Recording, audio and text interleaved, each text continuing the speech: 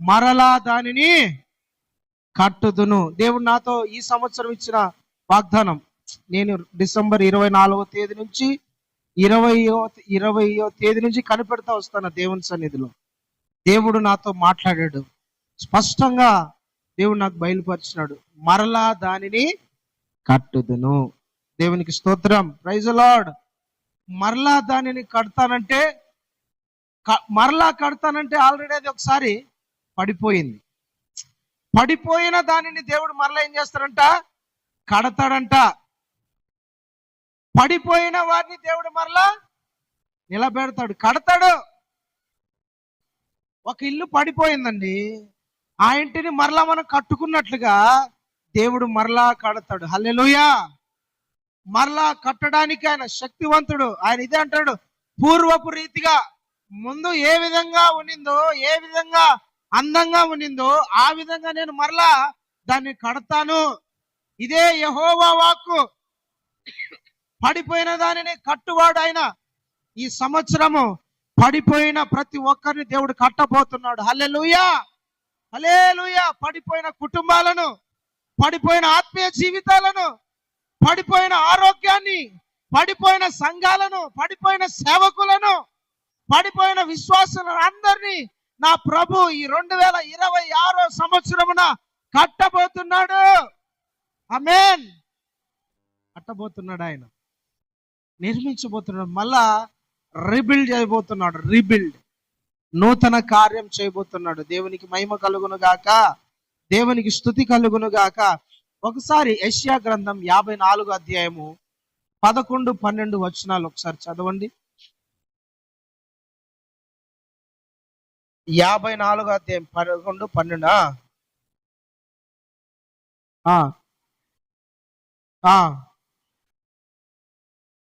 నీలాంజనములతో నీ కట్టడలను కట్టుదును. గాలి వాన చేత ఏమంట?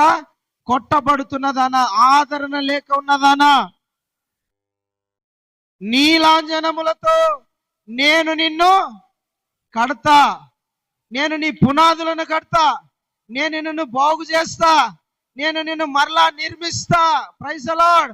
ఆదరణ లేక, సమాధానం లేక, శాంతి లేక, నెమ్మది లేక, ప్రశాంతత లేక, కుటుంబంలో సంతోషము లేక, ఆత్మీయ జీవితంలో ఎదుగుదల లేక ఉన్న వారిని దేవుడు ఈ సంవత్సరము కట్టబోతున్నాడు.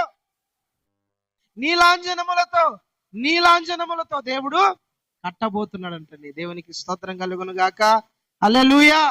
అయితే ఇక్కడ దేవుడు చెప్తున్న మాట ఏంటంటే, గాలి వానలతో కొట్టబడుతుందంట.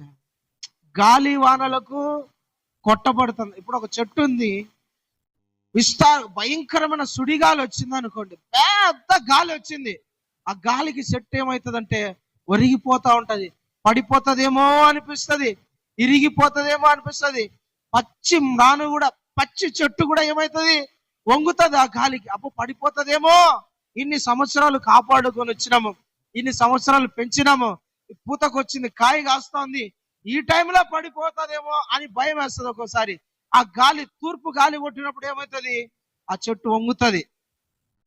అట్లనే కొంతమంది అంట ఆదరణ లేక, నెమ్మది లేక, సంతోషం లేక, సమాధానం లేక, శాంతి లేక, ఆదరణ లేక ఏమైపోతున్నారంటే తెలిసిన? కొట్టబడుతున్నారు, బాధపడుతున్నారు, దుఃఖం అనుభవిస్తున్నారు. అయితే దేవుడు వాళ్ళతో ఏం చెప్తారంటే, మరలా నేను నిన్ను దర్శించి నీలో ఉన్న అది తీసేసి నీలాంజనములతో నీ పునాదులు వేస్తానంటున్నాడు దేవునికి స్తోత్రం. హల్లెలూయా, హల్లెలూయా. అక్కడ 8, 9 వచనంలో ఉంటుంది. ప్రేమ దేవుని బిడ్డలారా, అసలు ఆమె పడిపోవడానికి కారణం ఆమె అంటారు కానీ దేవుడు వాస్తవాన్ని ఒక విశ్వాసి, ఒక ఆత్మీయుని గురించి చెప్తాడు దేవుడు. 8, 9 చదువునానా.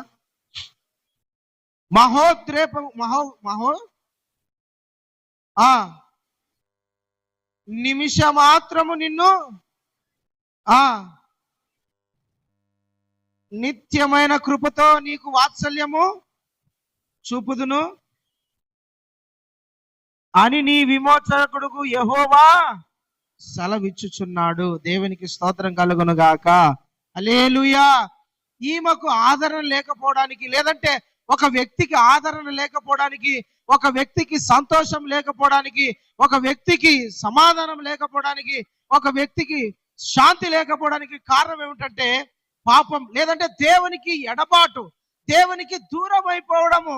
ఒక వ్యక్తి జీవితంలో సమాధానం ఉండదు.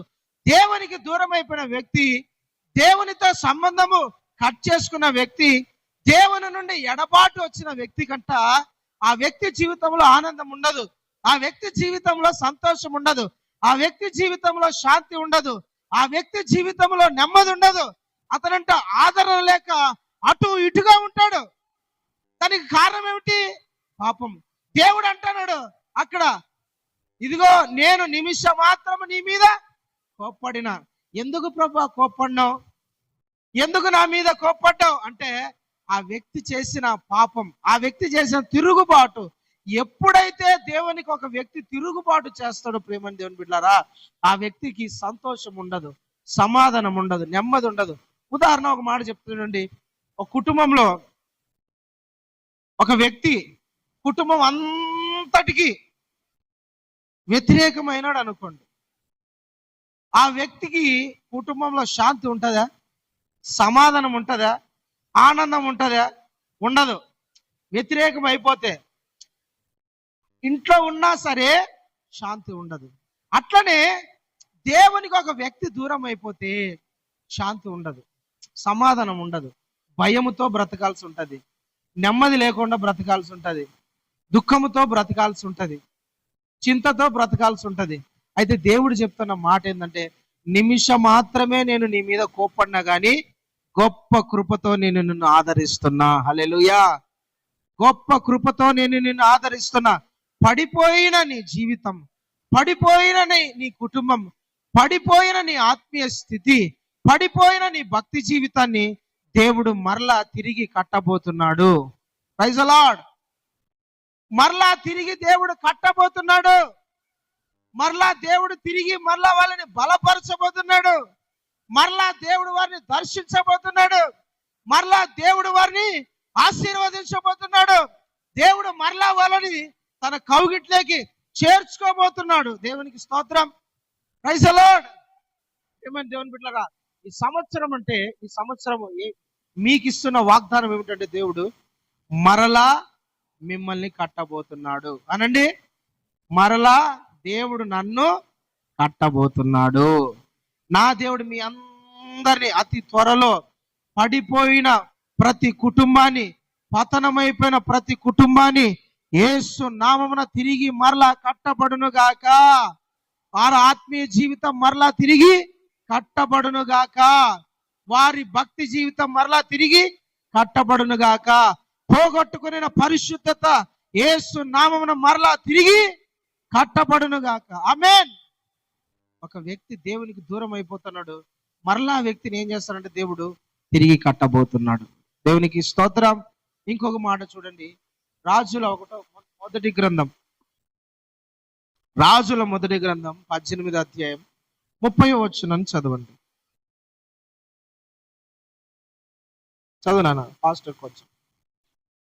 అప్పుడు ఏలియా నా దగ్గరకు రండని జనులందరితో చెప్పగా జనులందరూ అతని దగ్గరికి వచ్చిరి.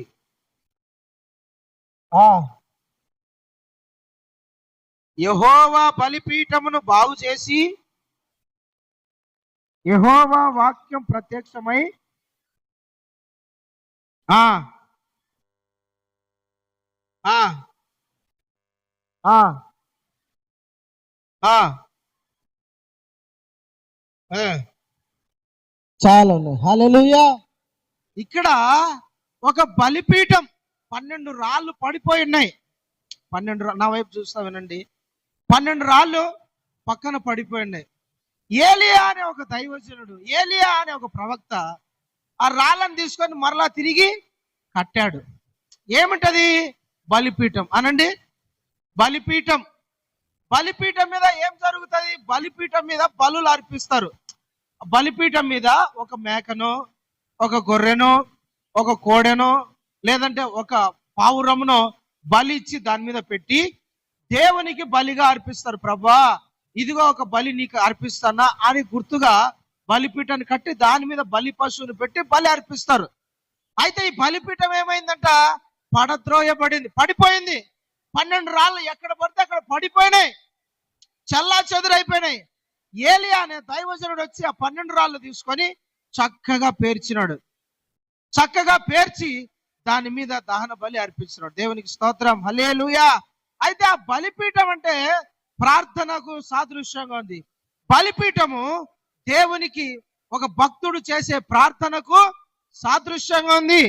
బలిపీఠము అంటే బలిపీఠం మీద నిత్యము అగ్ని మండుచుండాలని దేవుని వాక్యంలో ఉంది. అంటే ఒక వ్యక్తి అంట నిత్యము ప్రార్థన చేయాలి. యేసయ్య కోరుకునేది ఏంటి? నిత్యము ప్రార్థన చేయండి, విసుగక ప్రార్థన చేయండి, అలసిపోకుండా ప్రార్థన చేయండి. ఒక వ్యక్తి, ఒక భక్తుడు, క్రైస్తవుడు అనేవాడు ఎప్పుడు ప్రార్థన చేసేవాడిగా ఉండాలా. ప్రార్థన మానకూడదు. వేకువ జామున లేస్తానే ప్రార్థన ఉండాలా, మధ్యరాత్రిలో ప్రార్థన ఉండాలా, రాత్రి పడుకునేటప్పుడు ప్రార్థన ఉండాలా. దానియేలు అంట రోజుకి ఎన్నిసార్లు ప్రార్థన చేసేవాడు? 3 సార్లు ప్రార్థన చేసేవాడు. యేసయ్య రాత్రి అంతా ప్రార్థన చేసేవాడు. దావీదు రోజుకు 5 సార్లు ప్రార్థన చేసేవాడంట. దేవునికి స్తోత్రం, హల్లెలూయా. చూడండి, భక్తులు రోజుకు 3 పూట్ల ప్రార్థన చేసేవాళ్ళు, రోజుకి 5 సార్లు ప్రార్థన చేసేవాళ్ళు. ప్రభు అయిన యేసుక్రీస్తు అయితే రాత్రి అంతా ప్రార్థన చేసేవాడే. అపోస్తులైతే ఉదయకాలమున లేచి ప్రార్థన చేసేవాళ్ళంట. అంటే క్రైస్తవుని జీవితంలో ప్రార్థన చాలా ముఖ్యమైంది. ప్రార్థన లేకోకుండా, క్రైస్తవుడు ప్రార్థన చేయకోకుండా ఆ వ్యక్తి బలపడలేడు, దేవుని దగ్గర నుంచి ఏమి పొందుకోలేడు, దేవునితో కనెక్టింగ్ ఉండదు. ప్రార్థన లేకపోతే ఒక వ్యక్తి దేవునితో మాట్లాడాలన్నా, దేవుడు ఆ వ్యక్తితో మాట్లాడాలన్నా దానికి మధ్య ఏంటంటే ప్రార్థన. ప్రార్థన క్రైస్తవునికి చాలా ముఖ్యమైంది. ఖచ్చితంగా ప్రార్థన చేయాల. ఎంతమంది ప్రార్థన చేస్తున్నారు అంటే, ఏమో పాస్టరయ్య, ప్రార్థన చేసే వాళ్ళ ఉండాలా. దేవునితో కనెక్ట్ అవ్వాలా. దేవునికి కనెక్ట్ అవ్వడం, దేవునితో సంబంధం కలిగి ఉండడం ప్రార్థన. ప్రార్థన పరులుగా ఉండాలి. నేటి దినాలలో చాలా మంది జీవితాలలో ప్రార్థన లేదు. చాలా కుటుంబాలలో అయితే ప్రార్థన వాసనే లేదు. కుటుంబాలలో ప్రార్థన వాసనే లేదు. ప్రార్థన లేకోకుండా ఒక వ్యక్తి బలపడలేడు. ప్రార్థన లేకోకుండా ఒక వ్యక్తితో దేవుడు మాట్లాడడు. ప్రార్థన చేయాలి, ఎప్పుడు ప్రార్థన చేస్తా ఉండాలి. నువ్వు ప్రార్థన చేసే వ్యక్తిగా ఉండాలి. ప్రార్థన చేస్తా ఉంటే దేవుడు నీతో మాట్లాడతాడు. ప్రార్థన చేస్తా ఉంటే దేవుని దగ్గర నుంచి రావాల్సిన ఆశీర్వాదాలన్నీ నీకు వస్తాయి. ఒక వ్యక్తి 20 సంవత్సరాలు అయిందంట, 20 సంవత్సరాలు అయింది దేవునికి ప్రార్థన చేయక,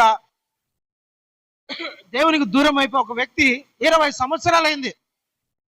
ఆ వ్యక్తి ఒక రాత్రి తీర్మానం చేసుకున్నాడు, ఈ రోజు ఎట్లయినా సరే నేను ప్రార్థన చేయాలా, ఈ రోజు ఎట్లయినా సరే దేవునితో మాట్లాడాలా, ఈ రోజు ఎట్లయినా సరే నా దేవుడు నన్ను ఆశీర్వదించాలా, ఈ రోజు ఎట్లయినా సరే నాకున్న ఈ దరిద్రము, నాకున్న ఈ శాపం, నాకున్న భయం, నా పిల్లలు నా మీద తిరగబడుతున్నారు, నా భార్య నాకు అబద్ధాలు చెప్పింది, నా పిల్లలు నరహంతకులు అయిపోయినారు, తిరుగుబోతులు అయిపోయినారు, ఎటు చూసినా నాకు శత్రువులే, భయం మధ్య బతుకుతానా నేను.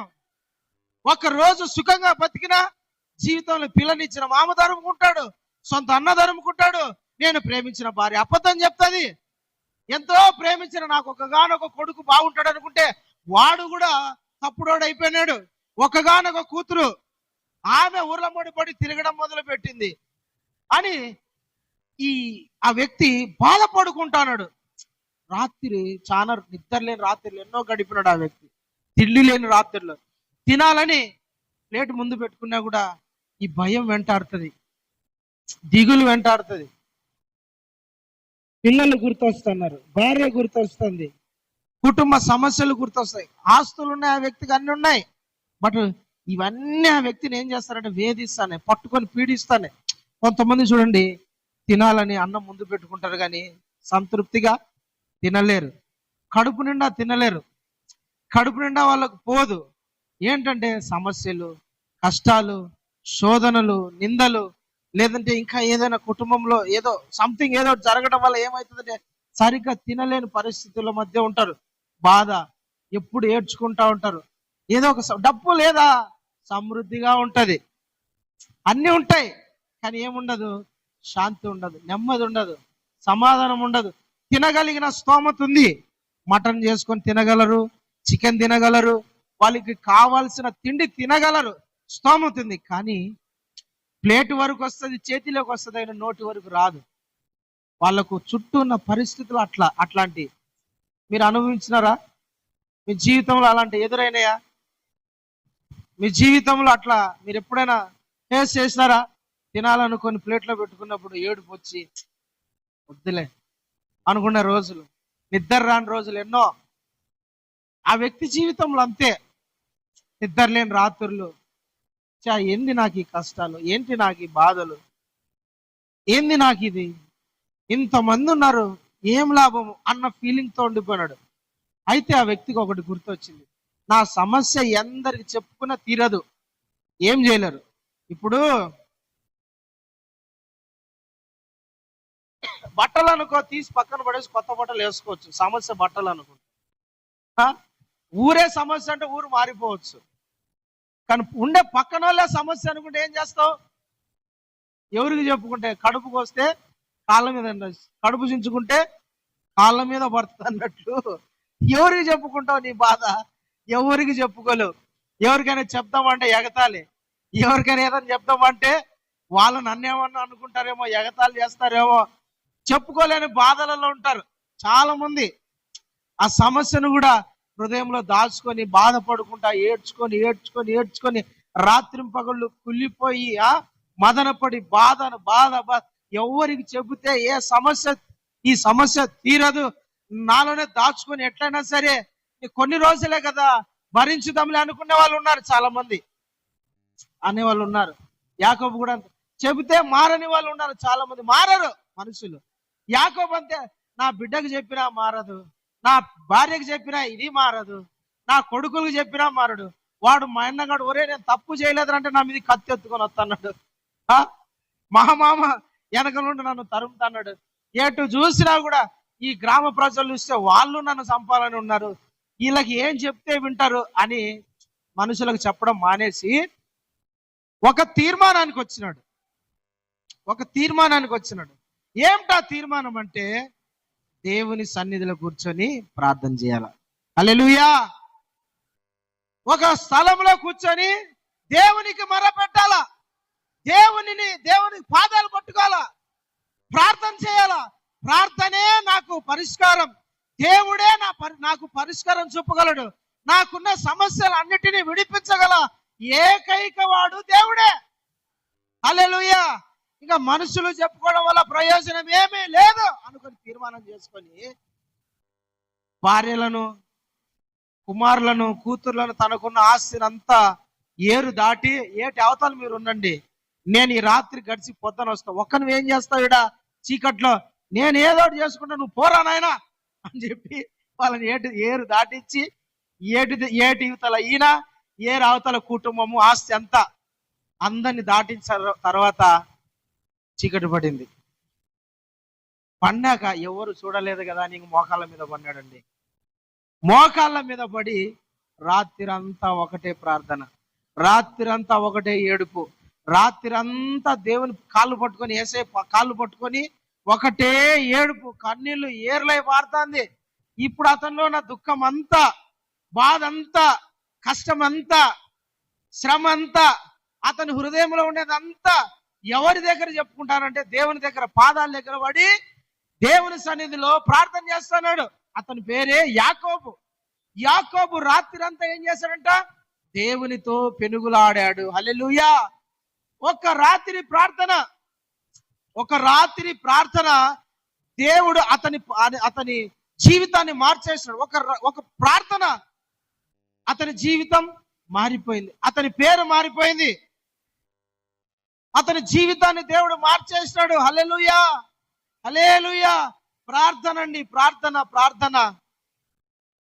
ఒక్క ప్రార్థన జీవితాన్ని మార్చేయగలదు. ఒక ప్రార్థన, దేవుని సన్నిధిలో కూర్చొని చేసే ప్రార్థన మనుషులను మార్చేయగలదు.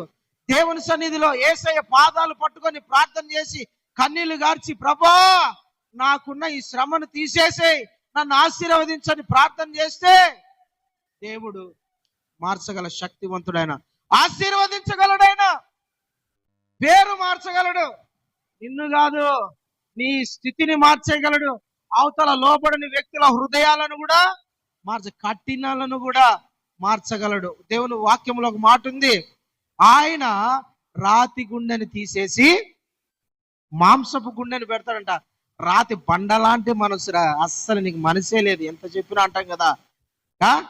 అలాంటి మనసునంట దేవుడు రాతి గుండెని తీసేసి మాంసపు హృదయాన్ని, మాంసపు గుండెను అంటే తొందరగా మాటినే హృదయాన్ని పెడతాడు. హల్లెలూయా. ఎప్పుడు ఇది సాధ్యం?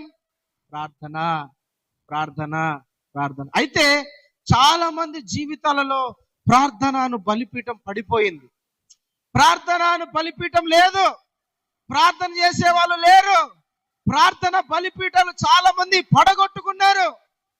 ప్రార్థన లేక దేవుని సన్నిధిలో వాళ్ళు ప్రార్థించగా, ప్రభు పాదాలు పట్టుకోక, వాళ్ళ జీవితంలో వారి కుటుంబాలలో శ్రమలు ఎదురైనాయి, శోధనలు ఎదురైనాయి, నిందలు ఎదురైనాయి, అపవాదికి చోటిచ్చారు, కుటుంబాలు గలిబిలైతున్నాయి, కుటుంబాలలో శోధనలు అయిపోయినాయి. ప్రార్థన లేక, దేవుని సన్నిధిలో ధూపం వేయక, ప్రార్థన బలిపీఠాలు చాలా మంది భక్తుల జీవితాలలో ప్రార్థన బలిపీఠాలు పడిపోయాయి. మందిరానికి వస్తున్నారు కానీ ప్రార్థన లేదు, దేవునితో సరైన సంబంధం లేదు, సరైన సహవాసం లేదు. ప్రార్థన చేస్తున్నామంటే నువ్వు చేయి పాస్టర్ అయ్యా అంటారు. ఏంటంట? ప్రార్థన చేయి, ప్రార్థన చేసుకోమంటే నువ్వు చేయి పాస్టర్ అయ్యా. నువ్వు ప్రార్థన చేయవా? దేవునితో నువ్వు మాట్లాడొద్దా? దేవుడు నిన్ను ఆశీర్వదించొద్దా? ఆశీర్వదించాలా వద్దా? దేవుడు నిన్ను దీవించాలా వద్దా? మళ్ళీ నువ్వు ఎవరు ప్రార్థన చేయాలా? నువ్వు ప్రార్థన చేయాలా. నువ్వు ప్రార్థన చేస్తే దానికి సేవకుడు తోడు కలిపి, ప్రభా ఆ బిడ్డ ఏదో ప్రార్థన చేస్తుంది, ఆమె మొర విన్నాయన అని చెప్తాడు. ప్రార్థన చేయాలి. హల్లెలూయా. చాలా మంది జీవితాలలో ప్రార్థన లేదు, పడిపోయినాయి. భక్తుల జీవితాలలో, ఆత్మీయుల జీవితాలలో, సేవకుల జీవితాలలో ప్రార్థన అనే బలిపీఠం ఏమైపోయింది తెలిసిన? పడిపోయింది. ప్రార్థన లేకనే. ప్రార్థన యేసు ఏమన్నాడంటే, శోధనలో ప్రవేశించకుండా ఉండాలంటే ఏం చేయాలంట? మెలకు కలిగి ప్రార్థన చేయాలంట. శోధనలో పడిపోకుండా ఒక వ్యక్తి ఉండాలంటే ఆ వ్యక్తి ప్రార్థన చేయాల. ఎప్పుడైతే ఒక కుటుంబంలో కానివ్వండి, ఒక విశ్వాస జీవితంలో కానివ్వండి, ఒక క్రైస్తవుని జీవితంలో ప్రార్థన తక్కువ అయిపోతా ఉంటుందో, నీ కుటుంబంలోకి, నీలోకి శోధన అనేది ఎంటర్ అవుతుంది. శోధించబడతా ఉంటావు. సాతానుగాడు మెల్ల నీ జీవితంలోకి శోధన తీసుకొచ్చి పెడతాడు, నీ కుటుంబంలోకి శోధన తీసుకొచ్చి పెడతాడు. నీలోకి తీసుకురాకపోవచ్చు కానీ నీ కుటుంబంలోకి తీసుకొచ్చి పెడతాడు. నీకు వ్యతిరేకమైన వాళ్ళ ద్వారా నిన్ను శోధిస్తాడంటే బాధ పెడతాడు. అందుకనే మనము శోధించబడకోకుండా ఉండాలంటే, మన కుటుంబాలు, మీ కుటుంబాలన్నీ శోధించబడకోకుండా ఉండాలంటే ప్రార్థన జీవితం ఉండాలి. హల్లెలూయా, హల్లెలూయా. ప్రభు నాతో మాట్లాడాడు. ఏమనంటే, ఇదో పడిపోయిన బలిపీఠాలన్నీ మరలా తిరిగి కట్టబడతాయి. దేవునికి స్తోత్రం. పడిపోయిన ప్రార్థన గోపురాలు, పడిపోయిన ప్రార్థన పరులు, పడిపోయిన ప్రార్థన సంఘాలు, పడిపోయిన భక్తులందరినీ పరిశుద్ధాత్మ దేవుడు ఈ సంవత్సరం మరలా కట్టబోతున్నాడు. గంట ప్రార్థన చేసే వాళ్ళను పరిశుద్ధాత్మ దేవుడు 2 గంటలు ప్రార్థన చేసేటట్టు అభిషేకించబోతున్నాడు. వారి ప్రార్థన జీవితం ఎక్కువ కాబోతుంది, వారి ప్రార్థన జీవితం బలపరచబడుతుంది, వారు ప్రార్థనలో ఎదగబోతున్నారు. గొప్ప ప్రార్థన పరులుగా పరిశుద్ధాత్మ దేవుడు ఈ సంవత్సరం వారిని ఆశీర్వదించబోతున్నాడు. ఆమేన్. ప్రార్థన చేస్తే ఆకాశం తెరవబడ్డం మీరు చూస్తారు, ప్రార్థన చేస్తే వర్షం పడడం మీరు చూస్తారు, ప్రార్థన చేస్తే భూములు ఫలించడం చూస్తారు, ప్రార్థన చేస్తే కుటుంబాలు కట్టబడ్డం మీరు చూస్తారు, ప్రార్థన చేస్తే గర్భఫలాలు రావడం మీరు చూస్తారు, ప్రార్థన చేస్తే రోగులు స్వస్థపడడం మీరు చూస్తారు, ప్రార్థన చేస్తే ఒక వ్యక్తి మారడం మీరు చూస్తారు. దేవుడు మరలా కట్టబోతున్నాడు ఈ సంవత్సరం. ఆమేన్, హల్లెలూయా. మీ బలిపీఠాలన్నీ తిరిగి కట్టబోతున్నాయి. దాని మీద పరిశుద్ధాత్మ దేవుడు అగ్నిని కుమ్మరించబోతున్నాడు. రీమాన షందల తురామాన. దేవుడు ఈ సంవత్సరం ప్రియమైన దేవుని బిడ్డలారా పడిపోయిన ప్రార్థన బలిపీఠాలన్నీ కట్టబడబోతున్నాయి. దేవునికి స్తోత్రం. 2025 సంవత్సరంలో చాలా మంది జీవితాలలో ప్రార్థన లేక, కట్టబడక, శోధనల మధ్య, సమస్యల మధ్య కొట్టు మిట్టాడినట్టు అయిపోయినారు. ఇది దేవుడు చెప్తున్నాడు, ఇదిగో ఏలియా ఏ విధంగా 12 రాళ్ళను తీసుకు బలిపీఠం కట్టాడు, పరిశుద్ధాత్మ దేవుడు మిమ్మల్ని అలా కట్టబోతున్నాడు. హల్లెలూయా. మిమ్మల్ని దేవుడే లేపి ప్రార్థనలో కూర్చోబెట్టే రోజులు దగ్గర పడ్డాయి. దేవుడే మిమ్మల్ని లేపుతాడు చీకటి కాలంలో, వేకోజామున, ఉదయకాలం పొద్దున ఎర్లీ మార్నింగ్ దేవుడే మిమ్మల్ని లేపుతాడు. బిడ్డ లే, ప్రార్థన చేయి, కూర్చోబెడతాడు. నీ తలంపులో, నీ మనసులో ఆయనే తలంపు పుట్టిస్తాడు. నీ కుటుంబం గురించి ప్రార్థన చేయి, నీ భర్త గురించి ప్రార్థన చేయి, నీ భార్య గురించి ప్రార్థన, సంఘం గురించి ప్రార్థన చేయి. నశించిపోయి ఆత్మల పట్ల భారాన్ని పుట్టిస్తాడు. దేవునికి మహిమ కలుగును గాక. ఆమేన్. నేను దేవుని సన్నిధిలో ప్రార్థన చేసి అడిగి పొందుకున్న వాగ్దానం, వర్తమానం, ఈ సంవత్సరం మందిరంలో చాలా మంది బలమైన ప్రార్థన పరులు లేపబడబోతున్నారు. ఆమేన్. చప్పట్లు కొట్టి గట్టిగా దేవుని మహిమ పరుద్దామా? దేవునికి స్తోత్రం. హల్లెలూయా, హల్లెలూయా. గొప్ప ప్రార్థన పరులను దేవుడు సంఘంలో లేపబోతున్నాడు. వాళ్ళు ప్రార్థన చేస్తే అద్భుతాలు జరగబోతున్నాయి. వాళ్ళు ప్రార్థన చేస్తే కుటుంబాలు కట్టబడబోతున్నాయి. వాళ్ళు ప్రార్థన చేస్తే రోగులు బాగైపోతున్నారు. అలాంటి ప్రార్థన అభిషేకము, ప్రార్థన ఆత్మను దేవుడు కుమ్మరించబోతున్నాడు. హల్లెలూయా.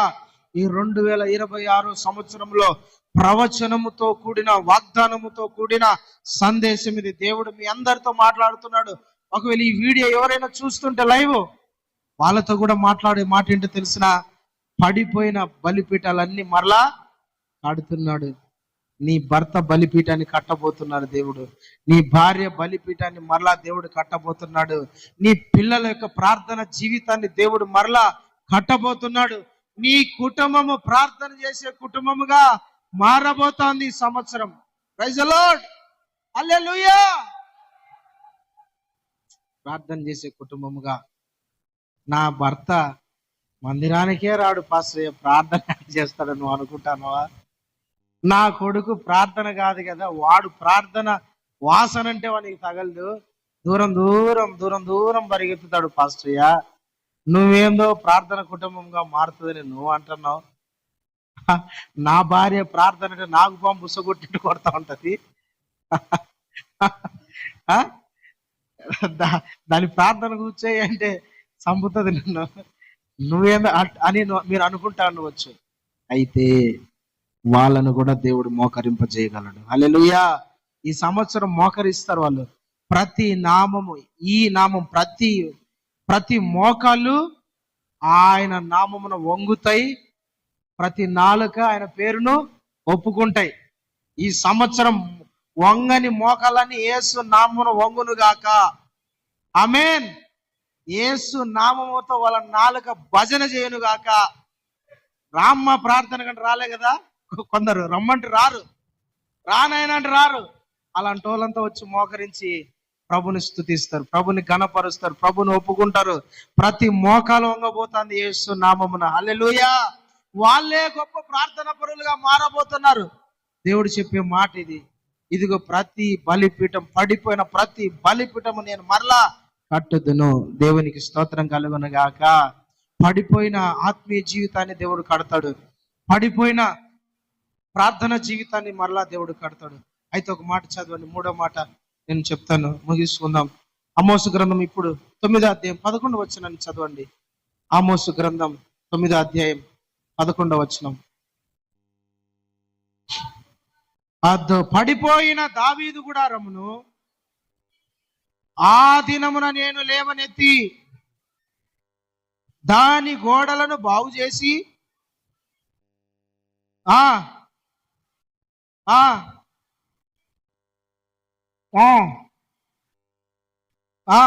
చాలు, పూర్వపు రీతిగా దాన్ని మరలా కడతాడు. పడిపోయిన దావీదు గుడారము మరలా కడతాడంట. పడిపోయిన దావీదు గుడారము. పడిపోయిన దావీదు గుడారం అంటే దావీదు కుటుంబము, దావీదు ఇల్లు చల్లా చెదురైపోయింది.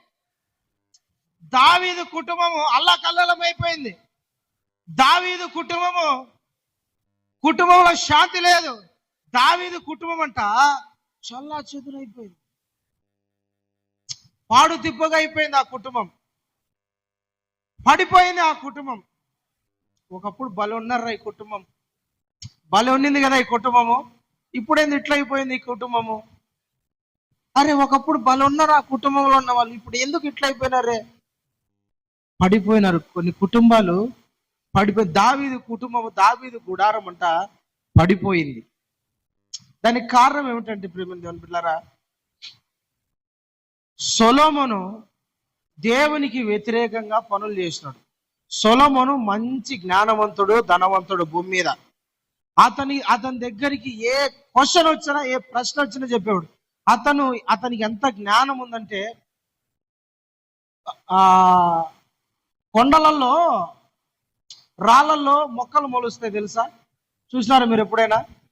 రాళ్ళల్లో మొక్క మొలుస్తాయి, గోడల నుండి మొక్కలు వస్తాయి. చూసారు ఎప్పుడైనా? కొండ రాళ్ళల్లోంచి ఎప్పుడైనా వస్తాయి.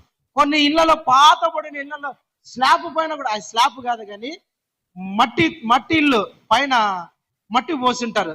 ఆ ఇంట్లో దానిపై నుంచి కూడా కొన్ని చిన్న చిన్న చెట్లు వేసింటాయి.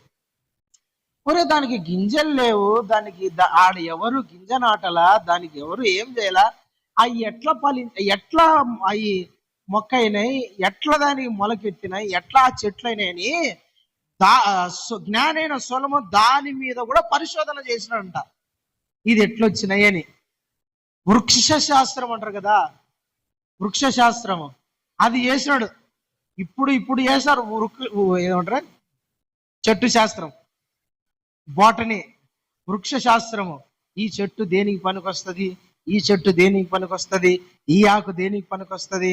సొలొమోను ఆ దినాలలో ప్రతి చెట్టును పరిశోధించి దానికి ఉన్న ప్రత్యేకత ఏంది, అది దేనికి పనికొస్తుంది, అది ఎందుకు రాళ్లలో మొలిచింది, ప్రతి దానిని తెలుసుకున్నంత జ్ఞానవంతుడంట.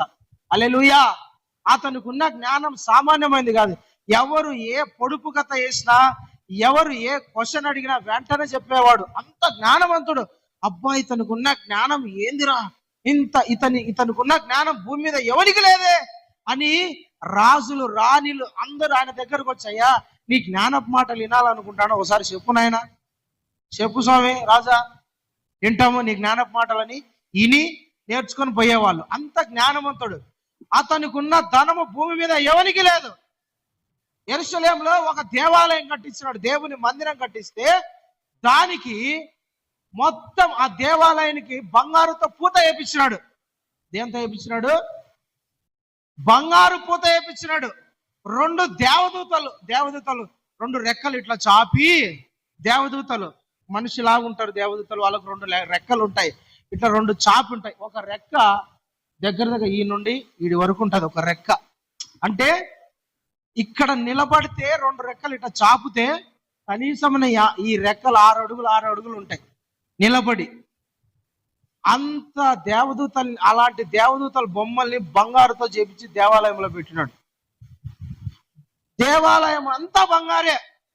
అంత ధనవంతుడు, అంత జ్ఞానవంతుడు. అయితే ఈ ధనవంతుడు, ఈ జ్ఞానవంతుడు ఏం చేస్తున్నాడంటే, ఉండబట్టలేక 700 మందిని పెళ్లి చేసుకున్నాడు. 300 మంది ఉపపత్నులు ఆయనకు. అదిగాక చాలా మంది ఏం చేశారో తెలిసిన, 700 మంది భార్యలు కదా ఆయనకు. చాలా మంది అతని హృదయాన్ని ఏం చేశారంట తెలిసిన, తిప్పేసినారంట విగ్రహారాధన వైపు. ఏం చేసినారు? విగ్రహారాధన వైపు తిప్పేసినారంట.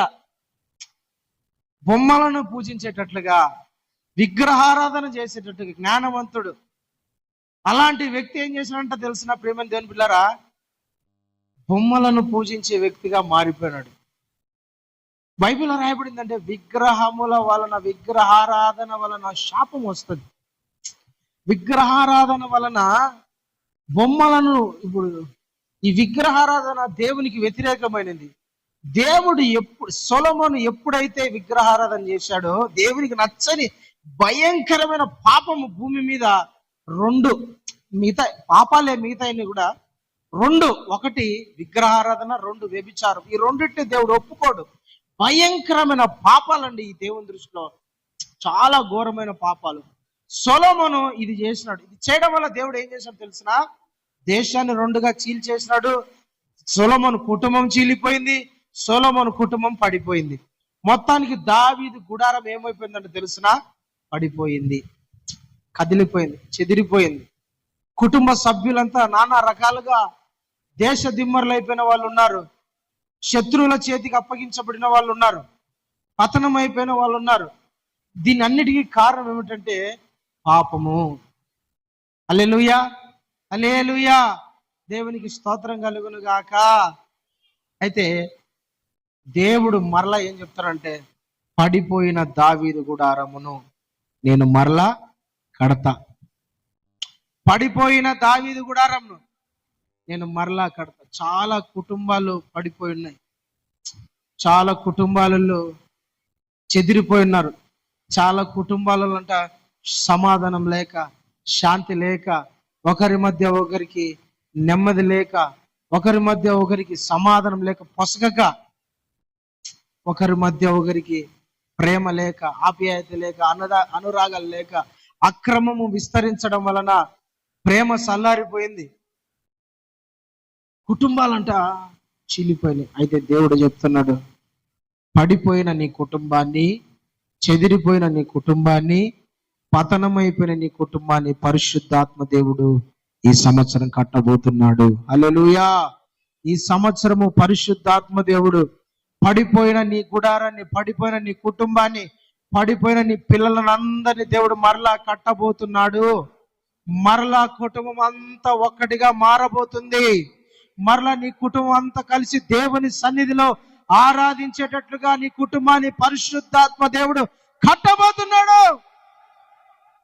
అది ఈ సంవత్సరం నెరవేరబోతుంది. ఈ వాగ్దానం నీ కుటుంబాన్ని దేవుడు నిర్మించబోతున్నాడు. దేవునికి మహిమ కలుగును గాక. ఒకటి, భక్తి జీవితాన్ని మరలా కట్టబోతున్నాడు. రెండు, ప్రార్థన జీవితాన్ని కట్టబోతున్నాడు. మూడు, కుటుంబాలను కట్టబోతున్నాడు. ఈ మాట 4 చెప్పి ముగించుకుందాం. నెహెమ్యా గ్రంథం 2వ అధ్యాయం 17వ వచనం. ఈ మాట చెప్పి మనము ముగించుకుందాం. హల్లెలూయా. చదువుదాం ఫాస్ట్గా. నెహెమ్యా గ్రంథం 2వ అధ్యాయము 17వ వచనం. అయితే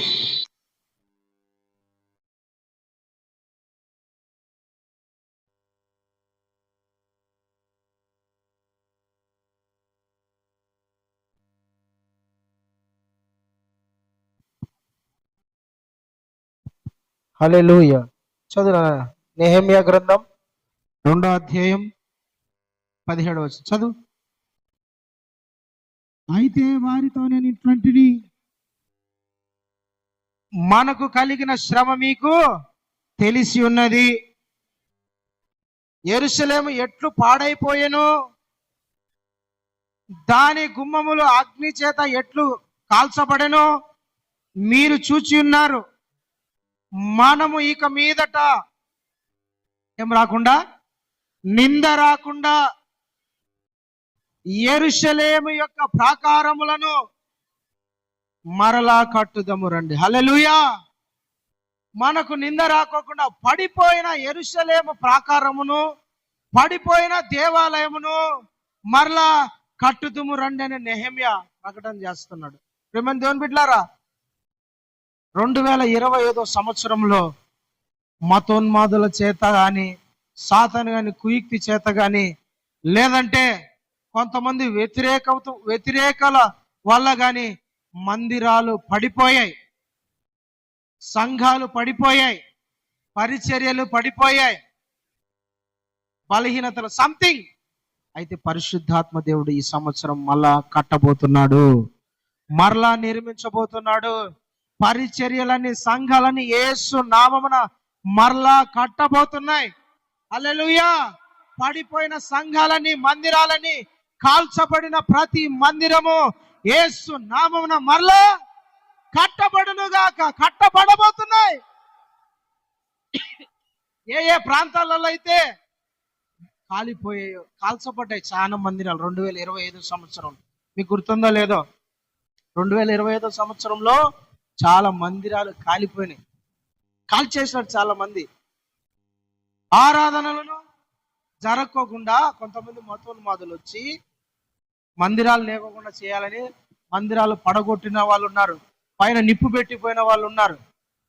మా ఆరాధన జరుగుతుంటే నిర్దాక్షిణంగా వాళ్ళు ఆపిచ్చి బయటికి పంపించి మందిరంలో ఉండే సౌండ్ బాక్సులు కానివ్వండి, చైర్లు కానివ్వండి, చెక్కలు కానివ్వండి అన్ని పగలగొట్టి నానా రచ్చ చేసి మందిరంలో ఉన్న ప్రతి వస్తువును పాడు చేసి, వాయిద్యాలను రకరకాల వాటిని అన్నిటిని పాడు చేసి ఆడ ఆరాధన జరగకోకుండా అపవాదిగాడు కొంతమంది మతోన్మాదులను లేపి పరిచర్యలను మందిరాలను పాడు చేసినాడు. అయితే దేవుడు చెప్పింది ఏంటో తెలిసిన, దేవుని నామమునకు నింద రాకోకుండా పడిపోయిన చోట పరిచర్యలను మందిరాలను దేవుడు మరలా కట్టబోతున్నాడు. హల్లెలూయా, హల్లెలూయా. చాలా సంఘాలంట సాతానుగాడు మందిరాలు విస్తరించబడుకోకుండా, మందిరములు ఆశీర్వదించబడుకోకుండా, మందిరములో ఆరాధనలు జరగకోకుండా, మందిరములలో ప్రార్థనలు జరగకోకుండా, మందిరంలో వాక్యం ప్రకటించే వాక్యము వినేవాళ్ళు లేకోకుండా సేవకునికి దుఃఖం కలిగించాలని చాలా సంఘాలలో అపవాదిగాడు రకరకాలుగా లేని పోని కుయుక్తులని వాడు పన్నాగం పని సంఘాలను చెదరగొట్టినాడు. అయితే దేవుడి సంవత్సరం మరలా కట్టబోతున్నాడు. దేవునికి స్తోత్రం. నూతన ఆత్మలను దేవుడు నడిపించబోతున్నాడు. నూతన సంఘాలుగా దేవుడు కట్టబోతున్నాడు. నూతనంగా దేవుడు మరలా నిర్మించబోతున్నాడు. నీ కుటుంబమే ఒక సంఘముగా మారబోతుంది. పరిశుద్ధాత్మ దేవుడు అలాగ ఆశీర్వదించును గాక. ప్రియమైన దేవుని బిడ్డలారా, ఈ సంవత్సరము నీకు వాగ్దానము దేవుడు ఇచ్చేది తెలుసునా? మరలా కట్టబోతున్నాను. ఏంటి? మరలా కట్టబోతున్నాను. ప్రార్థన చేసుకుందాం. అందరం లేచి నిలబడాలి, ప్రార్థన చేసుకుందాం. హల్లెలూయా, హల్లెలూయా. శోబాబు ప్రార్థన చేసుకుందామండి. హల్లెలూయా.